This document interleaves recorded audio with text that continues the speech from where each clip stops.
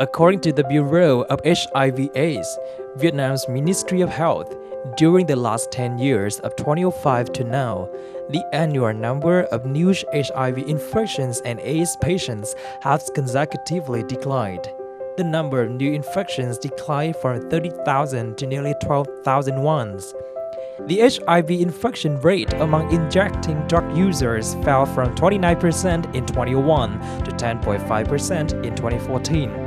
These results are achieved thanks to the involvement of the ministry and departments in applying full legal documents on HIV/AIDS, building a network of nationwide prevention, implementing professional activities from supplying goods and services to prepare the treatment for HIV/AIDS patients. Nearly 80% of the operating budgets for HIV prevention activities in Vietnam today is from the international donors. However, this budget is declining due to donors phasing out of Vietnam. Finding alternative resources to maintain the supply of goods and services for HIV prevention is an urgent solution.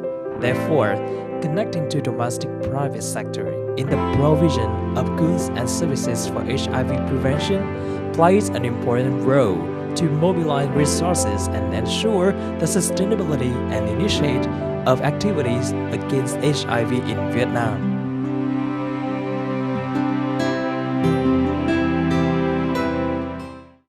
Hello and welcome to Sharing Vietnam on VTC10 Netviet Nhat. In our program today, we have a talk to Mr. BRADDY, Market Opportunity Expert of the American Path Organization, and he will share about the topic of enhancing Vietnam's initiative on coping with HIV. Thank you, Mr. BRADDY, for joining our program today. So first of all, can you give a general evaluation on the activities of Vietnam in coping with HIV in the last several years? I've observed an impressive response from the Vietnamese government and people over the last 10, 20 years. And it's clear that there's been a reduction in HIV infections in many of the provinces and across the country. I believe 68% of the eligible people who are living with AIDS are being on ARV treatments. And the government has continued to invest in social marketing and other activities to promote correct and consistent condom use. Unfortunately, funding for these activities is diminishing. At the moment, external donor support covers almost 80% of the costs. So how do you evaluate the role of the private sectors in supporting and developing the areas of providing the HIV commodity and products recently? The private sector is critical to maintaining the progress that's been made in the last few years. The private sector meets the needs of the general population, as well as targeting their interventions to meet the needs of key populations that are most at risk of contracting HIV/AIDS. The fact of the matter is that most of the population can afford these products, and so having a range of products available for them to purchase on the open market is the best means of making sure that access is there and use goes up. So through the HIV commodity and services market data, what can it tell us about the Vietnam's current situation? There's actually, unfortunately, a leakage of public sector products and services, or products, in particular condoms, that are being sold on the open market when they were intended to be given out for free. So the strategic plans need to take that into account and target where the distribution is to those people that actually need that subsidy, more likely. So if the strategic decisions are made for the targeting product only to those populations is made, the commercial sector will see the opportunity and invest more of their funds to distribute their products and make sure that they're meeting the needs of the entire population.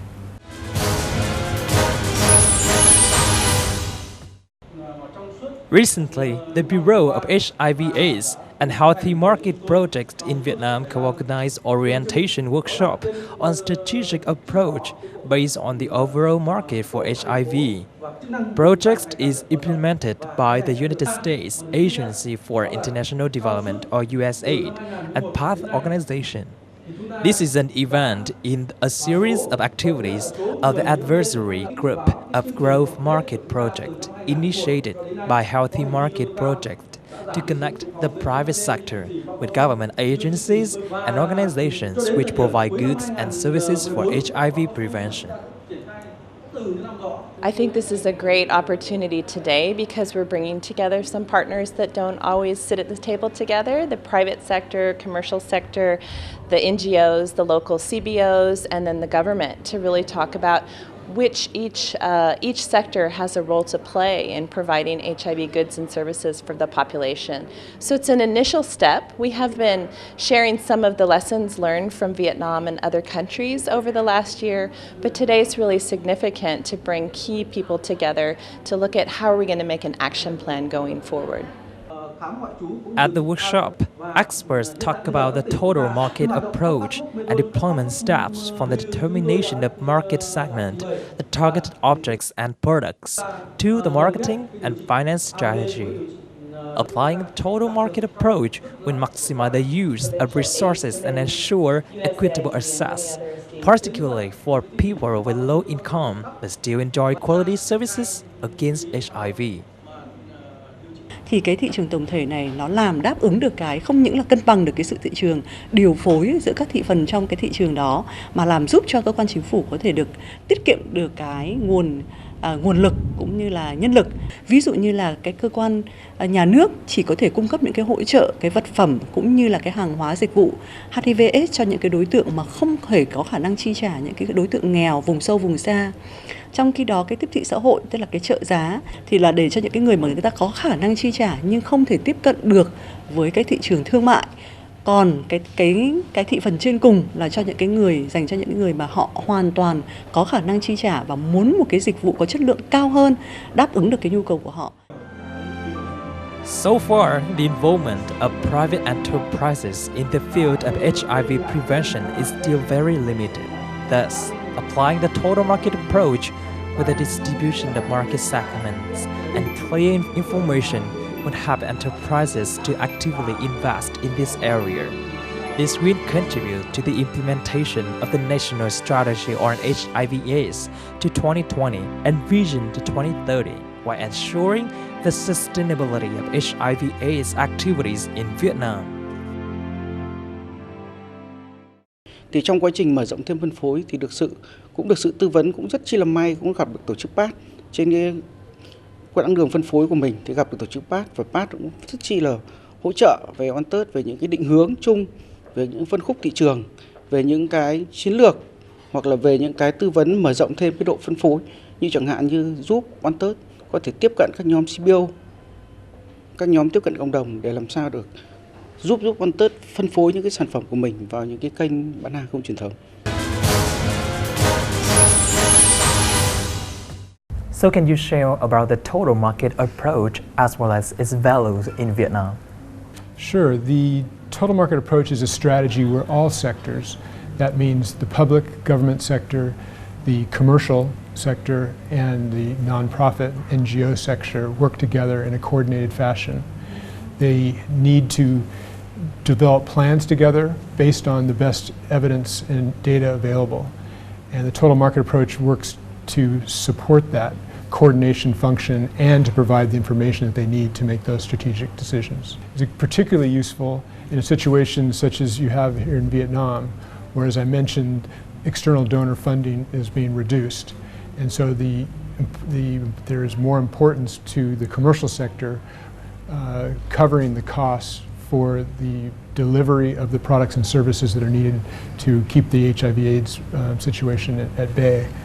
Social marketing is in the middle, where they are having subsidized prices that are affordable for those people that can afford to pay but not the full commercial price. So TMA total market approach is no longer a strange term around the world. So can you share one examples of a country that has successfully applied the TMA total market approach, and what were the results? There are a number of very good experiences to draw upon from other regions and countries in the world. In terms of regions, Eastern Europe has gone through this transition, other countries in Asia and Latin America in particular. And in many cases, the analysis of the information has shown that the subsidies that are provided to urban populations are misplaced, in the sense that the commercial sector is well placed to provide the products and services the urban population needs, whereas in the rural areas, interestingly, when these services are targeted and products and services are targeted more carefully, the overall market will grow. The commercial sector is ready to step in, invest in the promotion and advertising and distribution to meet the needs of a larger portion of the population. Based on your international experience and expertise, which steps do you suggest the Vietnamese private sectors to follow to develop the HIV response activities, as well as providing the support for the HIV commodity and services?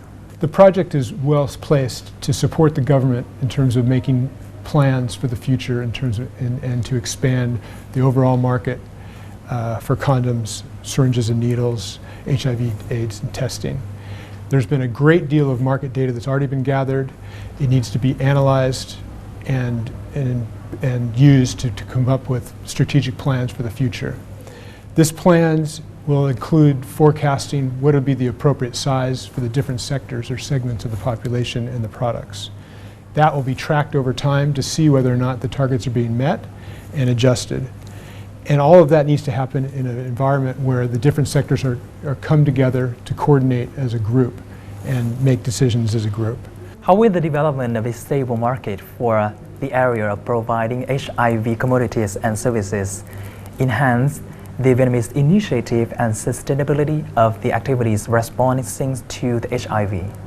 Clearly, the amount of subsidies will be decreasing over time, and the commercial sector will take over an increasing share of the burden to meet the needs for the products that we're talking about. But there will always be a need for some subsidy for those people that are the most vulnerable and will require subsidies in the future. So this market will continue to be met through subsidies and government interventions, whereas the commercial sector will be in a position to meet the needs of the rest of the population. Last but not least, can you give us a general evaluation on the potential of the TMA total market approach in Vietnam in the long term? I'm very optimistic that the total market approach is appropriate for Vietnam at this point in time. The market has already grown tremendously for all of the products that we're discussing, and there are opportunities for continued growth. The Healthy Markets Project is in an excellent position to support that growth, and so the hard-won gains that the government has already achieved can be continued into the future. Thank you, Mr. Chris BRADDY, for joining our program today, and I do hope that the TMA total market approach will enhance the HIV response activities in Vietnam in the future. That is also the end of our program Sharing Vietnam. For comments and feedbacks, please send it to sharingvietnam@NatvietTV.net. Thank you so much for watching, and we'll see you again tomorrow.